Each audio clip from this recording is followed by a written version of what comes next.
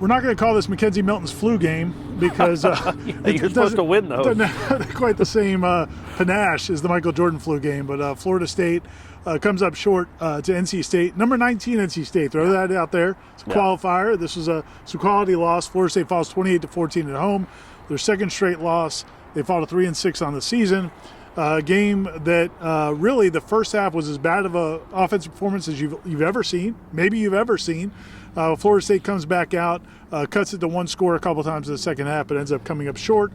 The Noles fall to 3-6. As I said, Mackenzie Milton gets a start because Jordan Travis is under the weather, like almost everybody on Florida State's roster apparently was this week. And I guess it's a predictable result when you take that into consideration. Yeah, and I mean, again, not that it takes a football. It doesn't take Belichick to make you realize that without Jordan Travis, this offense ain't the same. Like it doesn't have the ability to run the ball without 13 back there because of what he does to the defense. Now, Norvell was asked about that and kind of hemmed and hawed. It's like, no, I don't think that had much of an impact. And then later on in his answer, he's like, well, he's really dynamic with his legs. That might have helped some. It just does. Like with Milton back there, especially Milton, like not even like Drew Weatherford would have been more of a running threat because he's not on one leg. I mean, you see the guy, he's really trying hard. He is playing hard. He's got a little wood force still left in him, but the body is just, it's let him down. It's just not there. He can't move how you need a college quarterback to move when you're running a zone read. It's just, it makes it, like I wrote in my column, you could have run it almost as effectively. The zone read I'm talking about, not the offense overall. And frankly, you could have been the quarterback in the first half. You'd have put up 0 points too, my man. I'm just trying to think of how long I can make this video to watch you squirm. I'm trying, man. I'm a Southern kid, man. I'm a Southern boy. But you don't have a jacket? I don't have a jacket, no. Anyway, that was some poor planning on your part. Yes. And, one of the lines in your column, you can read Corey's column at warchant.com. One of the lines in your column I thought was appropriate was, like, who are you mad at after this game? The flu? Really, I mean, that's about it. And again, I don't know that Florida State was going to win this game, even if they didn't have the flu issues this week. But to recap that, for people that haven't watched Mike Norvell's press conference, he did say that about 25 players missed at least one practice this week, which really affected continuity. I think there was one practice that we were actually at early in the week where four starting offensive linemen were not available. That just it affects your preparation. I think defensively, it might have affected some of the tackling because. Defensively, I thought Florida State, for stretches, played really well. For stretches, especially against that quarterback and that assortment of weapons they have. So they have good running backs, some pretty good receivers, really nice slot receiver. And Florida State, for stretches, would play really well, but they gave up 3 or 4 just huge plays at terrible times, and that's how NC State got their 28 points. And look, to start this week, if you had told me on Monday that NC State's going to score 28 points, I'm like, well, that's the recipe. You've got to get to 30. I thought I wasn't expecting them to hold NC State to less than that. NC State's a good offense. They scored 28 on everyone or more. It's just the offense, and the defense was put in such a tough position because the offense did diddly-poo for the first half. Nothing. I think it was 7 possessions and 0 points, 78 yards, 35 on one pass to Jordan Wilson. They just couldn't do anything. So the defense was on the field the whole first half, and I thought actually played pretty well. I mean, again, what were you expecting? It was 28 yards, 28 points, 400 yards of offense, which is kind of what you're expecting. I thought the defense played pretty well overall, and the touchdown they gave up in the fourth quarter was a 43-yard drive. Now, it all came on one play because your cornerback couldn't get my man to the ground or out of bounds. That didn't help, and Akeem Dent got pancaked. But Akeem Dent not his finest tackling day, I didn't think. Oh, he made some plays. What are you going to do? What are you going to do, man? What are you going to do? I just think not when you talk about offenses and defenses and special teams playing off each other in concert, when your offense is doing nothing, that is so hard on a defense. It's so hard on the defense. That said, the defense did give the offense a chance in the fourth quarter, I think twice, down 21-14. And, of course, one of those drives started at the 1, because why wouldn't it? Yeah, as far as offensively goes, we're not having Jordan really kills you is not only does he extend some plays, buy time, not only does he make some dramatic plays, but as you said, on those quarterback reads where he's faking the handoff at the mesh point, it's either he's going to give it or take it. They knew Mackenzie Milton was never going to take it. And even if he did, they knew they could run him down by the time he got to the line of scrimmage. Yes. He did have a couple of runs where, he ended up having to slide before the first down marker because he's just not healthy. So it's just a tough situation. But I think what really got exposed in this game also was the receiver play, which has not been a strength of this team all year. But Mackenzie Milton basically said it at the end of the game, talking specifically about the fourth down call, which we'll talk about in a second. But he's like, look, we ran some man beaters. We ran rub routes. It's up to the receivers to make plays in those situations and execute and get open. And they just didn't. They didn't fight for the ball. Williamson had a big drop when the kid coming over top of him. Pokey had a couple plays where just didn't seem like he was fighting for the ball. And again, maybe these are guys that are battling the flu. Could be, and that's something that really needs. I know people want to hear that, or they see that, they hear us saying that, and it's like, oh, we don't want to hear excuses. Man, the flu is a great excuse. I mean, it's a reality. Like it's really hard when a flu bug is ripped through your team and takes away your starting quarterback. And the whole campus. I mean, it's literally the whole campus. It's not just the team. It's everybody. It's the community. I'm standing too close to this guy right now.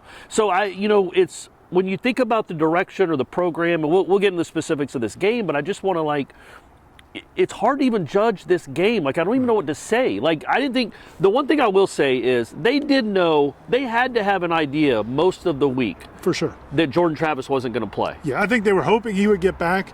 But I think he's been struggling with it all week. So with that said, you don't just get a pass for that ineptitude in the first half. That was just awful. I know you can just say, well, we couldn't block it up or we couldn't run it, but you've got to be able to help your team out, your players out somehow. It's not like there was a lot of stuff designed and they just didn't. There was nothing. They didn't come close to doing jack squat.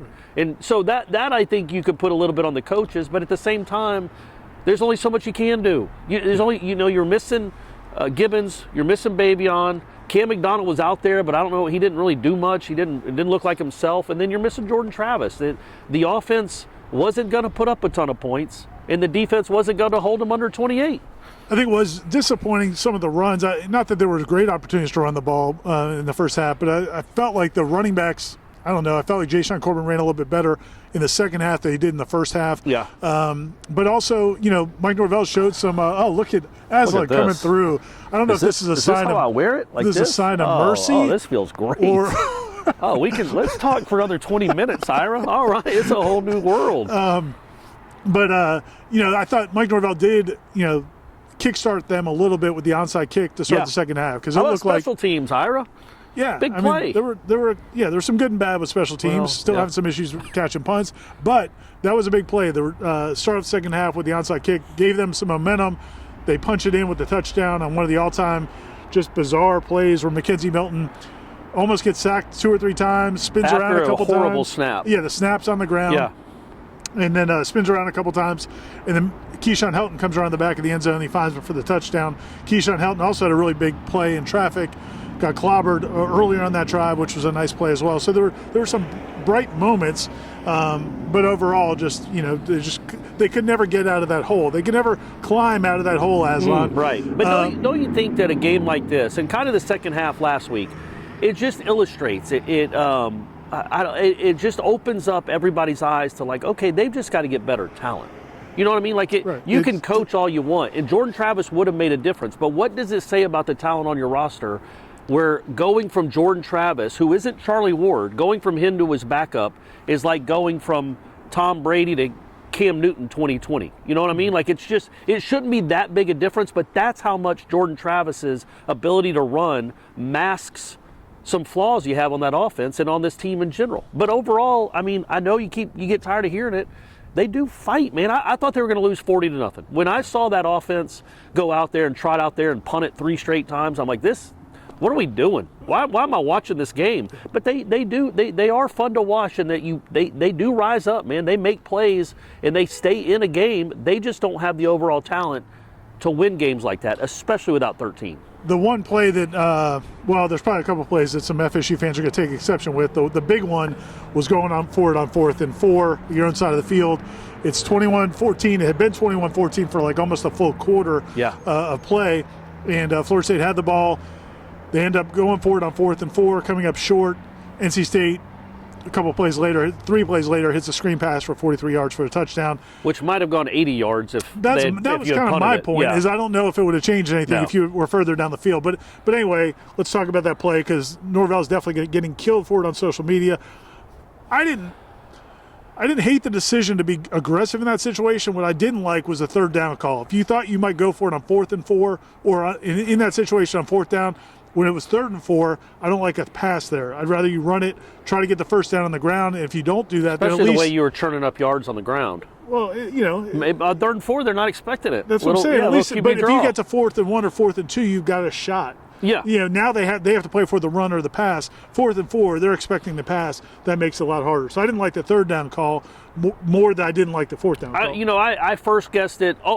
A couple of reasons. Number one, you still 8 minutes left. You're at the 43. You've done a good job because maybe he's thinking, look, if we don't complete that 3rd and 9 from our 2, they would have gotten the ball at the 43 anyway on that next punt. So we're kind of living on everything else is icing. Let's go for it. We're already here this is where they would have had the ball anyway if we don't pick up that 3rd down. But I feel like it kind of eliminated the good work you did to get to the 43 because you do have a chance there to flip the field. And maybe your punter, heaven forbid, punts him down to the 2, which, by the way, Master Mono did a couple times. Yeah, he did. Sorry, Alex. Good game. But maybe you punt them inside the 5, and then you get the ball around midfield again. And there were other times at the 34 or the 41 when it was 4th and 1 on his side of the field. He didn't go for it. It seemed like an odd time there because there was so much time left and you had 3 timeouts. So you were at least probably going to get the ball back twice. That's why it didn't make sense to me. I didn't like his answer wasn't great either. Well, I mean, just to give people an explanation, what he did say was he felt like the possessions were dwindling down. I don't know that they're guaranteed to get it 2 more times because if they punt it, they're not going to start calling timeouts right away with 8 minutes left. So NC State could have driven and taken 4 minutes off the clock, and now you're going to get the ball back with 4 minutes left. But your thought when you give them the ball at the 43 is we're going to get a 3 and out. That's the only way we can risk this. I trust my defense. That's what he said. I trust my defense. But they had been on the field so much the whole game. They had been. How many drives did NC State have? I'm not saying it was the right call. I'm just saying I don't think it's outrageous. And also, does it matter? Were they going to go another 57 yards? Were they going to get a stop and then go back down the field and tie it and then hold them again? I mean, I'm not trying to be that dude. I'm not trying to be all negative, but it's one play when the reality of the situation is half your team had the flu and your quarterback wasn't playing. You were up against it anyway. I don't mind it. It wasn't like it was a horrific decision. I can see both sides though. I really can. I can see why people would be like, man, that's crazy to do it right there. But also, at that point, it's almost like, what do you have to lose? It turned out a football game. The 2 things. One, from a big picture standpoint, again, going back to your point about who you're mad at, if Florida State was healthy and if Jordan Travis was available, I'm still not sure if Florida State beats NC State. I think NC State's a better team right now. I think they're a more physical team. I think this is a game you might have won because you're at home, but NC State's a better team. So it doesn't shock me. It doesn't really change my opinion of where this program is going. But, man, this is a huge freaking week. If there's anything they can do, if anything, you got any tricks in your bag, Mike Norvell, if they can, what does it do if they can win this game against Miami this week? They need to go give the Miami QB the flu. Do they have a problem? Do they have an outbreak in South Florida? Like knocking the door. Just start breathing on them. He opens the door. Yeah, and you just tackle the 8 of them just breathe all over them. It would be a huge week. It is a huge week. It is a huge game. And I will say this, I watching that game today, I didn't watch that game and think, man, they got no chance against Miami. I thought, again, the defense played well enough. I think the offense with Jordan Travis, you're probably talking about another 14 points. And you're probably at least tied right there, I think. That's me personally, I think that. Now, Milton does some things that maybe Jordan doesn't do. But overall, as you can tell, relying on your quarterback to throw it 44 times when these are the guys he gets to throw to and with that offensive line is not a recipe for success. And I thought the O-line wasn't terrible. They weren't terrible, but they weren't rushing a ton either. Right. So it just changes the way a whole defense has to operate with Jordan Travis back there. I did want to say, though, because you touched on it a little bit, but Mackenzie Milton talking about Keyshawn Helton. On that play, he's running from the slot on the left, a fade to the corner of the left end zone. He sees Milton doing his spinny doos and sprints all the way to the other side of the field. That's just, again, it doesn't matter because it doesn't matter because they lost, but that's a really cool thing to see for a guy like that we both like a lot, to make a play like that and to have the wherewithal to get open. And if you go back and watch that play, it was pretty cool. ESPN or ACC Network showed a broad view or wide view of it. The guy that's covering him kind of gives up on it because McKenzie's over on the other side of the field. He kind of gives up on Keyshawn, but another guy tries to pick up Keyshawn middle of the defense, and he just sprints past both of them. it looked like McKenzie might even just try to throw it away, and Keyshawn comes out of nowhere, catches it, drags a foot. I mean, really, an all-time great play in a game that nobody's going to want to remember. Yeah, and Keir Thomas, too, had a nice game and made the play of the year maybe when falling down. That was awesome. Acting like he had a cramp just to go get the review. It's a great play, man. He had 2 big sacks, but his best play was falling down to get the review like that. That's a heady dude. It's a coach on the field, as I like to say. But yeah, overall, it's getting cold. This didn't help it as much as I was hoping. It was giving you a new life. I was feeling pretty good. It's not helping. This is kind of mirrored Florida State in the second half. Yeah, that's right. I came back for a little bit. Now I'm fizzling. We'll sign off here from Doe Campbell saying plenty more coverage coming at warchant.com. Corey's got a column. I'll have a 3-2-1. We've got more coverage of the flu game, and which didn't have such a happy ending. But check us out at warchant.com.